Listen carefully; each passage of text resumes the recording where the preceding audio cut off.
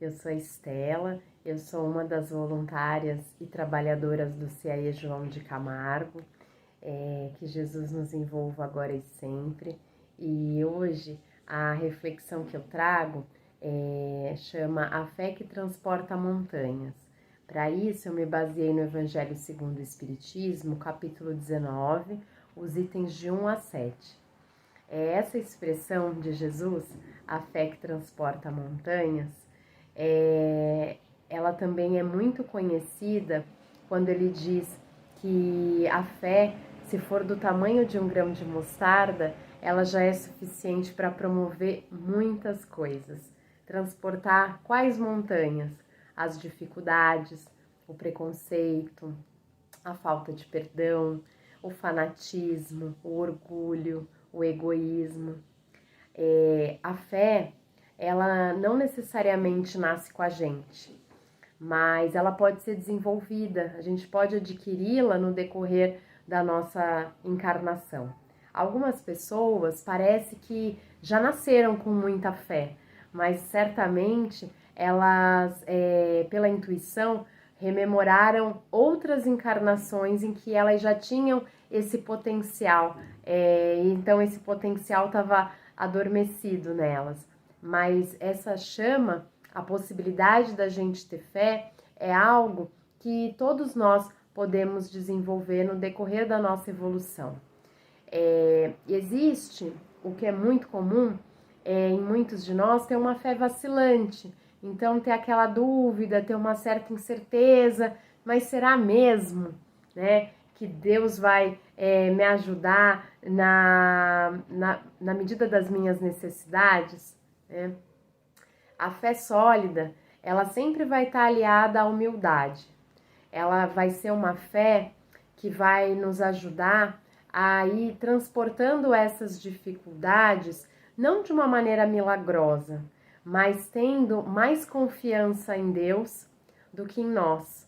E acreditando que Ele é o instrumento e é capaz de nos ajudar, independente dos desafios em que a gente esteja vivendo.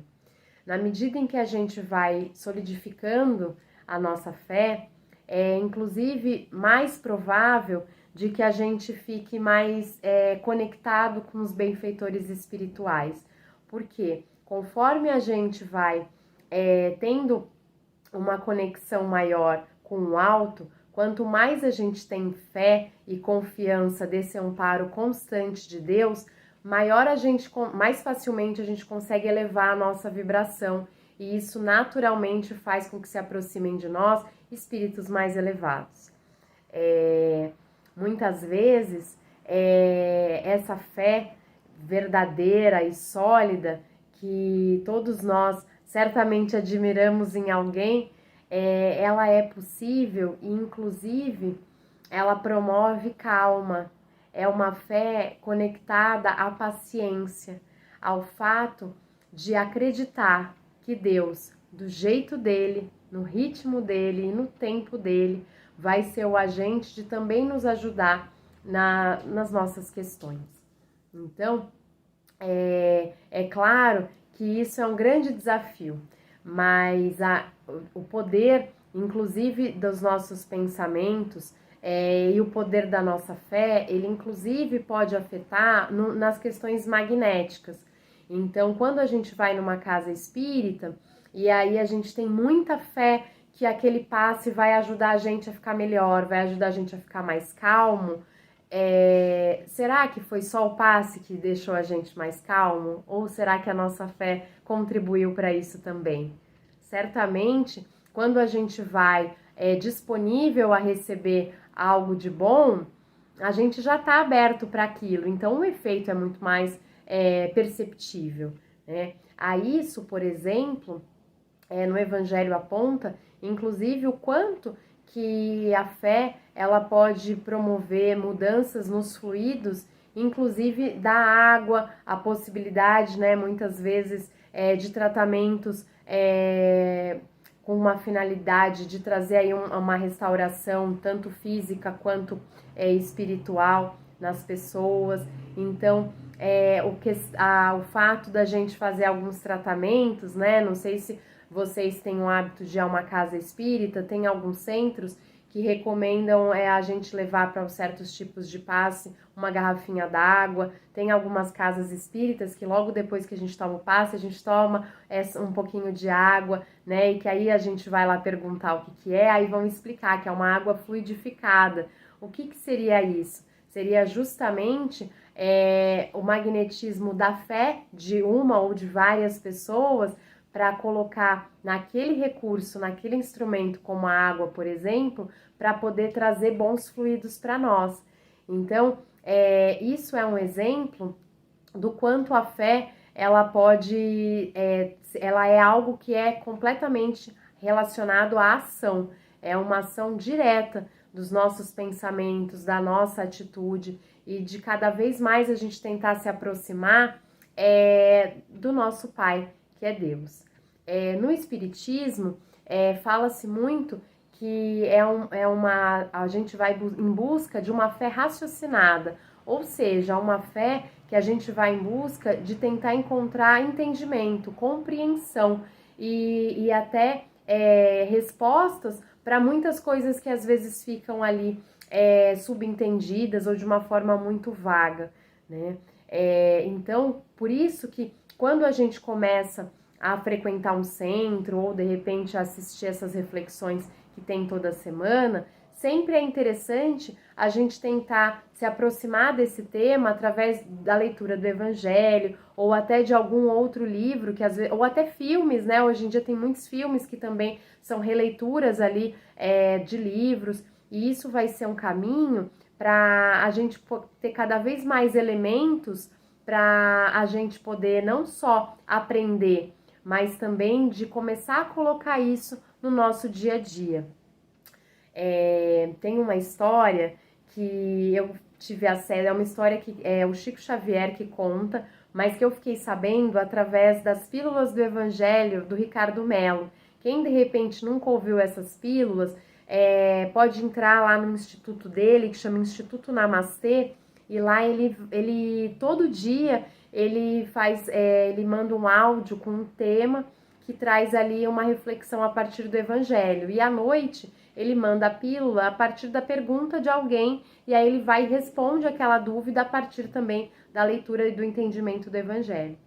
E aí, numa das pílulas, ele conta uma história muito bonita, que Chico Xavier conheceu uma moça, uma senhora talvez, e ela estava com um problema de saúde muito sério. E ela precisava comprar um remédio, e o médico foi muito diretivo e explicou que ela ia só melhorar se ela tomasse aquele remédio naquela frequência, fazer o tratamento certinho do jeito que ele recomendou. Só que era muito caro o remédio e ela não tinha condição de comprar. E aí ela chegou muito aflita para o Chico Xavier e falou assim: Chico, eu preciso fazer o tratamento, mas eu não tenho dinheiro, o que eu posso fazer? Aí ele falou assim: minha filha, você tem fé? Ela falou assim: eu tenho, Chico. Quantos dias o médico mandou você tomar esse remédio?